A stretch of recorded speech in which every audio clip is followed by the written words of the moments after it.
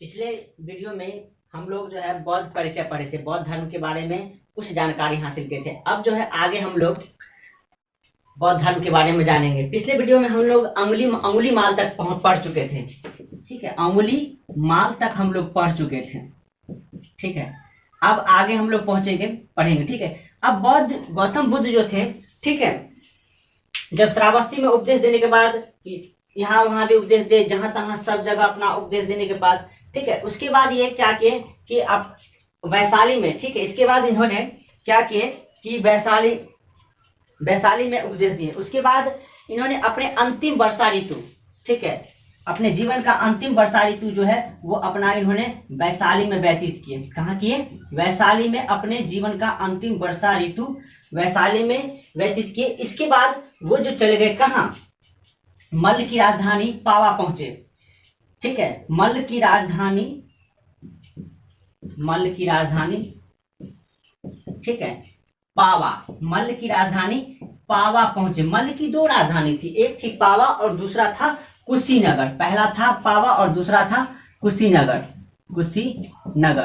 ठीक है। तो पहले कहां पहुंचे? मल्ल की राजधानी पावा पहुंचे। पावा पहुंचने के उपरांत, ठीक है, ये एक चुंद नामक लोहार, एक लोहार था जिसका नाम था चुंद नामक लोहार की आम्र वाटिका में ठहरे। चुंद नामक, ठीक है, लोहार, ठीक है, की आम्र वाटिका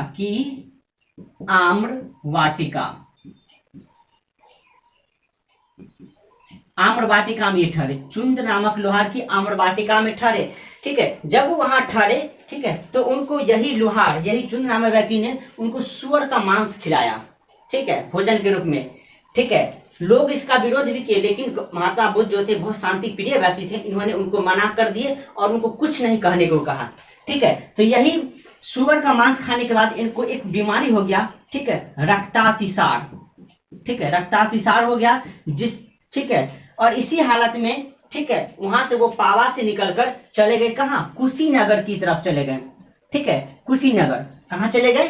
कुशीनगर की तरफ चले गए।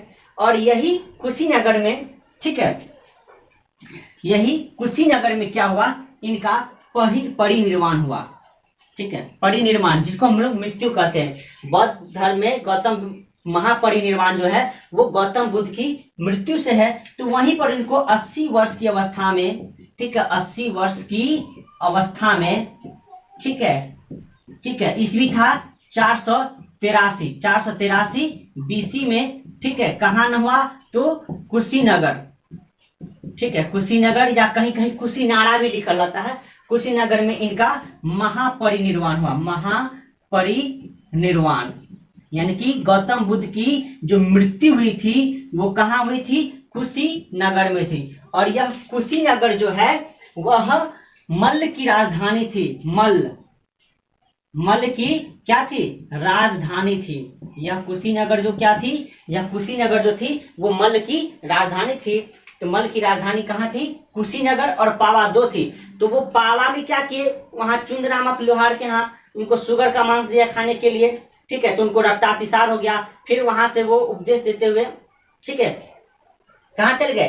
कुशीनगर। और कुशीनगर में ही इनका महापरिनिर्वाण हुआ, ठीक है, यानी कि इनकी मृत्यु कितने वर्ष की अवस्था में? 80 वर्ष की अवस्था में इनका महापरिनिर्वाण हुआ। और वो ईस्वी कब था? 483 बीसी था, ठीक है। कभी कभी एग्जाम में पूछ देता है कि गौतम बुद्ध का महापरिनिर्वाण जो किस राज्य में था? तो राज्य पूछेगा तो मल्ल, राजधानी पूछेगा तो कुशीनगर, ठीक है। और मरने से पहले, ठीक है, महात्मा बुद्ध ने अपना अंतिम उपदेश मरने से पूर्व, ठीक है, इन्होंने अपना अंतिम उपदेश, ठीक है, अंतिम उपदेश, ठीक है, एक सुभद्र नाम के व्यक्ति को दिए थे। सुभद्र नामक व्यक्ति को दिए थे, ठीक है। इन्होंने मरने से पहले अपना अंतिम उपदेश किसको दिए थे? सुभद्र को दिए थे, ठीक है। अब देखिए एग्जाम में कभी कभी क्वेश्चन पूछता है कि महात्मा बुद्ध के परिनिर्वाण के समय मगध का शासक कौन था? ठीक है, तो महात्मा बुद्ध का जो परिनिर्वाण हुआ था उस समय, परिनिर्वाण के समय, ठीक है, मगध का शासक था मगध का शासक था अजातशत्रु, ठीक है, अजातशत्रु। यह हर्यक वंश का था, हर्यक वंश। यह किस वंश से था? हर्यक वंश से था, ठीक है। गौतम महापरिनिर्वाण के समय मगध का शासक जो था वो अजातशत्रु था, यह हर्यक वंश का था, ठीक है। महात्मा बुद्ध की मृत्यु के पश्चात या महापरिनिर्वाण के पश्चात इनके टुकड़ों को, ठीक है, इनकी सबको 8 भागों में विभाजित किया गया और 8 विभाजित भाग को अलग अलग शासक अपने अपने राज्य ले गए और वहां पर उन्होंने स्तूप का निर्माण करवाया, ठीक है। उसके बाद जो है महापरिनिर्वाण के बाद, ठीक है, 483 ईस्वी में, ठीक है, 483 ईस्वी में जब इनका महापरिनिर्वाण हुआ, ठीक है, तो इनके महापरिनिर्वाण के उपरांत, ठीक है, इनके सबसे पहले अजातशत्रु ने, ठीक है, बौद्ध संहिता का आयोजन किया, ठीक है, महात्मा बुद्ध के परिनिर्वाण के पश्चात, ठीक है, अजातशत्रु ने बौद्ध संहिता का निर्माण किया। कुल 4 बौद्ध संहिताओं का आयोजन किया, 4 बौद्ध संहिता का आयोजन किया गया, 4 बौद्ध संहिता का आयोजन किया गया, ठीक है। यह आयोजन जो है, ठीक है, 4 शासक के समय हुआ था। 483 में अजातशत्रु के समय हुआ था, 483 में अजातशत्रु के समय, ठीक है। 383 में, ठीक है, कालाशोक के समय हुआ था, कालाशोक के समय हुआ था। और 250 बीसी में, सब बीसी में ही हुआ था, 400 अशोक के समय हुआ था, ठीक है। और 78 एडी में, ठीक है, कनिष्क के समय हुआ था, ठीक है। तो ये 4 बौद्ध संहिताएं, ये 4 हुआ था और ये चारों 4 शासक के शासन काल में हुआ था।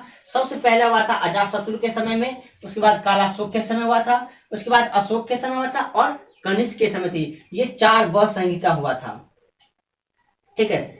और इस सभी संहिताओं का मूल उद्देश्य था कि बौद्ध धर्म का प्रचार प्रसार करना, ठीक है, बौद्ध धर्म के बारे में लोगों को जानकारी देना, ठीक है। आगे हम लोग अब जो है हम लोग निम्नवत, ठीक है, हम लोग निम्नवत जो है अब सभी बौद्ध संहिताओं के बारे में, 4 जो बौद्ध संहिता हुआ था इसके बारे में अब हम लोग पढ़ेंगे, ठीक।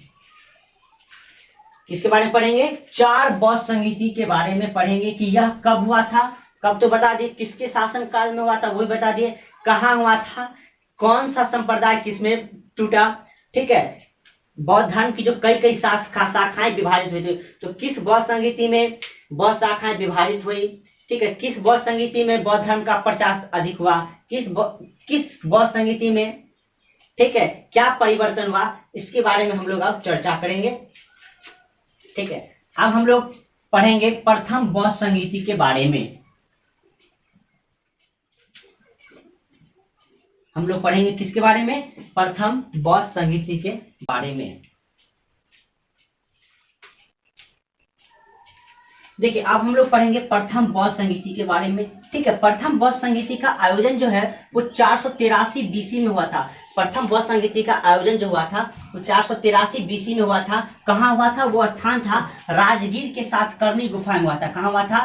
राजगीर के सातकर्णी गुफा में, राजगीर के सातकर्णी गुफा में, राजगीर के सातकर्णी गुफा में हुआ था, ठीक है। क्या स्थान कहाँ था? प्रथम बौद्ध संहिता आयोजन हुआ था, स्थान था वो राजगीर के सातकर्णी गुफा में। उस समय शासक जो था वो अजातशत्रु था। उस समय शासक कौन था? अजातशत्रु था। वो कहाँ का शासक था? मगध का शासक था, ठीक है। कहाँ का शासक था? मगध का शासक। और यह अजातशत्रु जो था वो हर्यक वंश का था, हर्यक वंश का था, ठीक है। और हर्यक वंश का संस्थापक किसको माना जाता है? तो हर्यक वंश का संस्थापक जो है बिंबिसार को माना जाता है। और यह अजातशत्रु जो था वो बिंबिसार का ही बेटा था, ठीक है। इस समय अध्यक्षता कौन किया था? महाकश्यप किया था। और साथ में उपाली भी थे, ठीक है। यह उपाली जो थे वो गौतम बुद्ध के शिष्य थे और सबसे अधिक उम्र के शिष्य थे, ठीक है। और इसी प्रथम बौद्ध संहिता में ही 2 बौद्ध ग्रंथ की रचना हुई थी। प्रथम बौद्ध संहिता में ही 2 बौद्ध ग्रंथ की रचना हुई थी। एक था सूत पिटक, ठीक है, और एक था विनय पिटक। एक था कौन? सूत पिटक और एक था विनय पिटक। और यह सूत पिटक की रचना कौन किया था? आनंद किया था। सूत पिटक की रचना कौन किया था? आनंद किया था। और विनय पिटक की रचना, ठीक है, उपाली क्या था। और यह आनंद जो था वो गौतम बुद्ध का सबसे प्रिय शिष्य था। गौतम बुद्ध का सबसे प्रिय शिष्य था कौन? आनंद। और सबसे अधिक उम्र के शिष्य कौन थे? उपाली थे, ठीक है। और उपाली ने किसकी रचना की? विनय पिटक की। और सूत पिटक की रचना कौन? आनंद क्या था, मतलब सूत के आनंद लेना, यानी कि सूत पिटक। और बौद्ध साहित्य को में, ठीक है, बौद्ध साहित्य का जो ग्रंथ है उसको पिटक कहा गया था। 3 पिटक हुए, एक सूत पिटक, एक विनय पिटक और एक था अभिधम्म पिटक। अभिधम्म पिटक, ठीक है। यह अभिधम्म पिटक जो है, इसका रचना जो हुआ था तृतीय बौद्ध संहिता में अशोक के समय हुआ था, ठीक है। और वो कौन क्या था? मेघलीपुत्तिस्सा क्या था? मेघली या मोगलीपुत्तिस क्या था? यह तृतीय बौद्ध संहिता में क्या था? किस बौद्ध संहिता में? तृतीय बौद्ध संहिता में क्या था, ठीक है। उसके बाद, ठीक है, द्वितीय बौद्ध संहिता। द्वितीय बौद्ध संहिता का आयोजन जो है वह 100 वर्ष बाद, यानी कि 383 बीसी में हुआ था। प्रथम बौद्ध संहिता 483 बीसी में हुआ था और द्वितीय बौद्ध संहिता जो हुआ था वह 383 बीसी में हुआ था। और वह स्थान कहाँ था? स्थान था आपका वैशाली, ठीक है। कहाँ था? आपका ये बिहार का जो वैशाली है, वर्तमान में वैशाली जगह जो है, वो वैशाली के पालुकाराम विहार जो एक जगह था, वहां पर इस बौद्ध का आयोजन किया गया था। उस समय शासक जो था वो कालाशोक था, ठीक है। उस समय शासक जो था वो कालाशोक था और यह नाग वंश का था, ठीक है। हर्यक वंश के बाद, ठीक है, मगध पर नाग वंश का शासनकाल आया था, ठीक है। और वही कालाशोक जो था वो नाग वंश का था, ठीक है। और उस समय इसकी अध्यक्षता जो किए थे, द्वितीय बौद्ध संहिता की अध्यक्षता, ठीक है, सुबुकामी या सभ्यकामी, सुबुकामी या सभ्यकामी थे। कौन थे? सुबुकामी या सभ्यकामी, ठीक है। लेकिन इस द्वितीय बौद्ध संहिता की एक सबसे बड़ी विडंबना यह था कि यह बौद्ध धर्म यहाँ पर 2 भागों में बट गया था, ठीक है। द्वितीय बौद्ध संहिता में बौद्ध धर्म जो है वह 2 भागों में विभाजित हो गया था, ठीक है। पहला भाग था स्थिरवादी या थेरवादी, इसको कहते हैं। दूसरा भाग था महासंघिका या सर्वास्तिवादी, ठीक है। तो इस बौद्ध संहिता में बौद्ध धर्म 2 भाग होने का कारण था नियम को लेकर। क्या कारण था इसका? नियम को लेकर। कुछ इसमें से परिवर्तन के पक्षधर में थे और कुछ जो थे परिवर्तन के पक्षधर में नहीं थे। कुछ जो थे परिवर्तन के पक्षधर में, परिवर्तन यानी कि कुछ जो थे इसमें से बौद्ध धर्म के, यानी कि कुछ बौद्ध जो थे, बौद्ध धर्म के मानने वाले जो थे लोग, वो कह रहे थे कि कुछ इसमें परिवर्तन होना चाहिए, जो कुछ चाहते थे कि परिवर्तन नहीं होना चाहिए थे। यानी कि जो परिवर्तन के पक्ष में नहीं थे उसको थेरवादी या स्थिरवादी कहा गया। जो परिवर्तन के पक्ष में नहीं थे उसको थेरवादी या स्थिरवादी कहा गया। यानी कि यह परंपरागत नियम को मानने वाले थे, यानी कि जो नियम बौद्ध धर्म में बन चुका था गौतम बुद्ध के समय ही, उसी से चले आ रहा था। लेकिन जो परिवर्तन के पक्षधर में थे, ठीक है, उसको महासंघिक कहा गया या सर्वास्तिवादी कहा गया, ठीक है। परिवर्तन के साथ नियम को ये स्वीकार किए। ये महासंघिक के लोग जो थे वह परिवर्तन के साथ नियम को स्वीकार किए। लेकिन जो थेरवादी वाला थे वो क्या किए? यह परंपरागत नियम को ही मानने वाले थे, इसलिए इनको थेरवादी कहा गया, ठीक है। इसका नेतृत्व किए थे महाकच्चायन। इसका नेतृत्व कौन किए? महाकच्चायन। यानी कि द्वितीय बौद्ध संहिता के बाद जब 2 धर्म में बट गया धर्म, बौद्ध धर्म, ठीक है, तो उसका नेतृत्व किए महाकच्चायन किए थे। और महासंघिका का नेतृत्व किए थे कौन? महाकश्यप किए थे। कौन किए थे? महाकश्यप थे। परिवर्तन क्या था? ठीक है, इनका जैसे क्या हुआ कि जैसे दोपहर के भोजन के बाद विश्राम करना, ये परिवर्तन था। भोजन के बाद विश्राम करना, ठीक है। सोना चांदी पहनना, ठीक है। आरामदेह बिस्तर पर सोना, छाछ पीना। मतलब जो महासंघिका के लोग थे वो परिवर्तन चाहते कि मतलब कुछ शौक भी था उनका, मतलब खूब एकदम ऐश मौज का एकदम बौद्ध धर्म में रहा, लेकिन पूरा ऐश होना चाहिए, एकदम आराम होना चाहिए, ठीक है। लेकिन जो परंपरागत नियम वाले थे वो आराम बिस्तर पसंद नहीं करते थे, लेकिन ये बोले कि नहीं, आराम का बिस्तर रहना चाहिए, एकदम सोना चांदी एकदम होना चाहिए सब कुछ, ठीक है। तो यहाँ से बौद्ध धर्म दो भागों में बट गया, कौन कौन, स्थिरवादी और महासंघित, ठीक है। और जो परिवर्तन के पक्षधर में थे, ठीक है, उसको महासंघिक कहा गया। और यह महासंघिका जो था, ठीक है, बौद्ध धर्म की जो भाषा थी वो पाली भाषा थी, पाली भाषा, क्योंकि गौतम बुद्ध जो है अपना उपदेश जो है वो पाली भाषा में ही दिए थे, पाली भाषा में ही गौतम बुद्ध अपना उपदेश जो भाषा पाली में दे थे, लेकिन पाली भाषा को ही मानने वाले थे। लेकिन बाद में जब महासंघिका आया, ये महासंघिक जो है वो अपना भाषा जो है वो संस्कृत कर लिया, ठीक है। और यही संस्कृत भाषा को आगे जाके चतुर्थ बौद्ध संगीति में जब बौद्ध धर्म का बौद्ध संगीति का आयोजन हुआ था कनिष्क के समय, तो उस समय उसकी क्योंकि महासंघिका का बोलबाला अधिक था, यानी कि इस धर्म को मानने वाले का बोलबाला अधिक हो गया था, जिसके कारण पाली भाषा के स्थान पर किस भाषा का प्रयोग किया गया था, संस्कृत भाषा का प्रयोग किया गया था। किसमें, तो चतुर्थ बौद्ध संगीति में, चतुर्थ बौद्ध संगीति में, ठीक है। देखिए अब तृतीय बौद्ध संगीति, दो बौद्ध संगीति हम लोग पढ़ लिए, अब तृतीय बौद्ध संगीति। तृतीय बौद्ध संगीति का आयोजन जो हुआ था 250 BC में हुआ था, ठीक है। पहला हुआ था 483 में, दूसरा हुआ था 383 में, और तीसरा हुआ था 250 BC में हुआ था। और यह कहाँ हुआ था, आपका पाटलिपुत्र में हुआ था, पाटलिपुत्र का अशोकाराम बिहार में हुआ था। यह कहाँ हुआ था, पाटलिपुत्र के अशोकाराम बिहार में हुआ था, जिसको अभी वर्तमान में हम लोग पटना कहते हैं। पहले सम्राट अशोक के समय यह पाटलिपुत्र कहलाता था, ठीक है। उस समय शासक जो था वह अशोक था, उस समय शासक कौन थे, अशोक थे, ठीक है।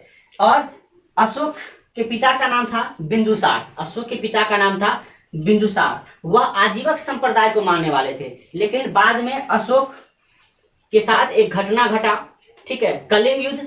और कलिंग युद्ध के पश्चात, ठीक है, जब भीषण नरसंहार हुआ था, कलिंग युद्ध में जब भीषण नरसंहार हुआ था, तो अशोक का हृदय जो है वो द्रवित हो उठा था, बेचारा अशोक का हृदय जो था वो बहुत द्रवित हो उठा। और वो क्या किए अंत में, ठीक है, उपगुप्त इनका एक मंत्री था, ठीक है, और भद्रवाह, ठीक है, उनकी सहायता से ये क्या कहें कि बुद्धम शरणम गच्छामि, यानी कि बुद्ध की शरण में चढ़ गए। और उसी समय 250 ईस्वी में, ठीक है, इन्होंने क्या किए, तृतीय बौद्ध संगीति का आयोजन किया। उस समय अध्यक्ष जो था वह मेघलीपुत्र तिस्स था, उस समय मेघलीपुत्र तिस्स था। और यही मेघलीपुत्र तिस्स ने, ठीक है, आज अभिधम पिटक की रचना की थी, अभिधम पिटक की रचना, यानी कि रचना कौन किया था, मेघलीपुत्र तिस्स जो है यही अभिधम पिटक की रचना की थी।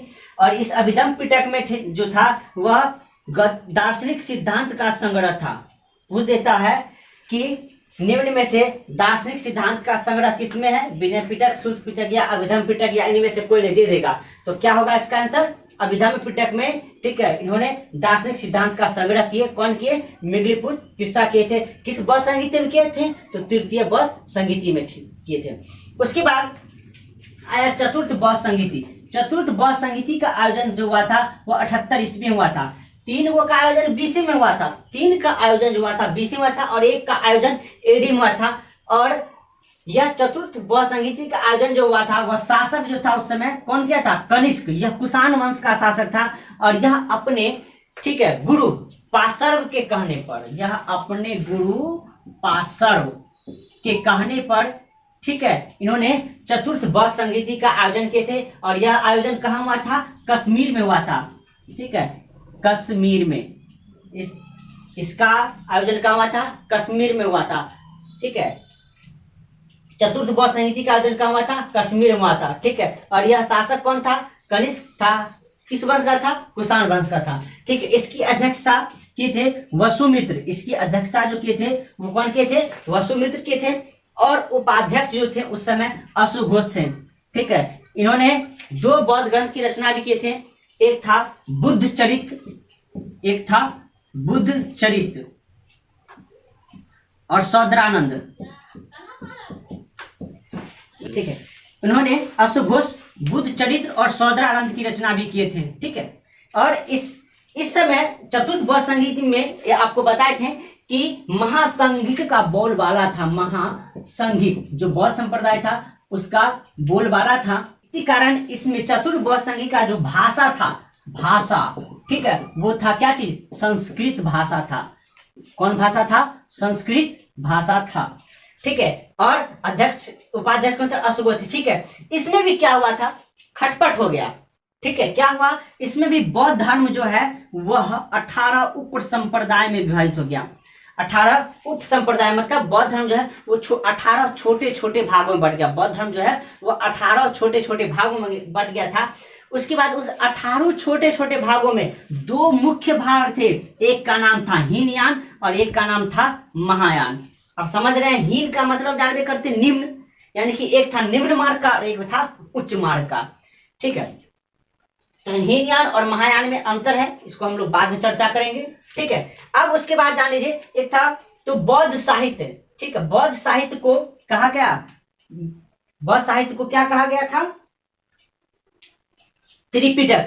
बौद्ध साहित्य को कहा गया त्रिपिटक। बौद्ध साहित्य को यानी कि बौद्ध जो साहित्य है उसको त्रिपिटक कहा गया, ठीक है। यह त्रिपिटक यह जो था किस भाषा में था? पाली भाषा में था, ठीक है। तो ये त्रिपिटक जो था क्या हुआ था कि जब गौतम बुद्ध का परिनिर्वाण हुआ था, यानी कि गौतम बुद्ध का जब महापरिनिर्वाण हुआ तो उनके बाद जो उनका जो था संघ संबंधी नियम या दैनिक आचार विचार था, ठीक है, उनका जो सिद्धांत था या उनका जो उपदेश का संग्रह था, ठीक है, तो इन सभी चीजों को, ठीक है, संकलित किया गया। तो इन सभी चीजों का संकलित कौन कौन किया? ठीक है, तो विनय पिटक में जो है, ठीक है, विनय पिटक इसका रचना उपाली किए थे, जो सबसे अधिक उम्र के क्या थे?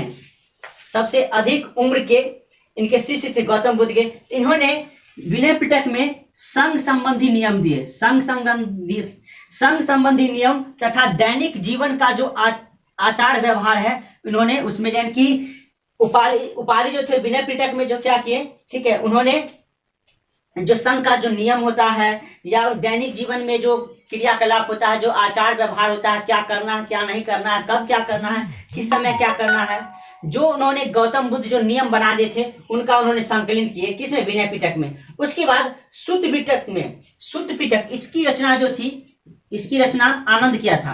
आनंद, सुत्त के आनंद लो, यानी कि आनंद जो है वह सुत्त पिटक की रचना किए थे। इसमें उन्होंने गौतम बुद्ध द्वारा जो भी सिद्धांत दिया गया या वह उपदेश उसका उन्होंने संग्रह किए, ठीक है, यानी कि लोगों के बीच बैठकर जो जो उपदेश दिए, जो जो उन्होंने सिद्धांत को प्रतिपादित किए उसका उन्होंने संग्रह किए। किसमें? सुत्त पिटक में। और अंतिम जो एक पिटक था जिसका नाम है अभिधम्म पिटक, ठीक है, अभिधम्म पिटक ने दार्शनिक सिद्धांत का संग्रह किए, ठीक है। ये था आपका सेकंड पार्ट में हमने बौद्ध धर्म के का जितने भी सारे संगीत हुए, वित्तीय आयोजन हुए, कौन किए, कहाँ किए, किस प्रकार किए, कौन कौन कहाँ पर क्या किए, सबका संकलन हम इस वीडियो में कर दिए हैं। अब जो भी बौद्ध धर्म से संबंधित जो भी भाग बचा, यानी कि जो भी चीज बचा हुआ है उसको हम नेक्स्ट तीसरे पार्ट में, ठीक है, पूरा क्लियर करेंगे, ठीक है। तब तक इतना ही। आपको वीडियो अच्छा लगेगा तो लाइक शेयर सब्सक्राइब जरूर कीजिएगा। धन्यवाद।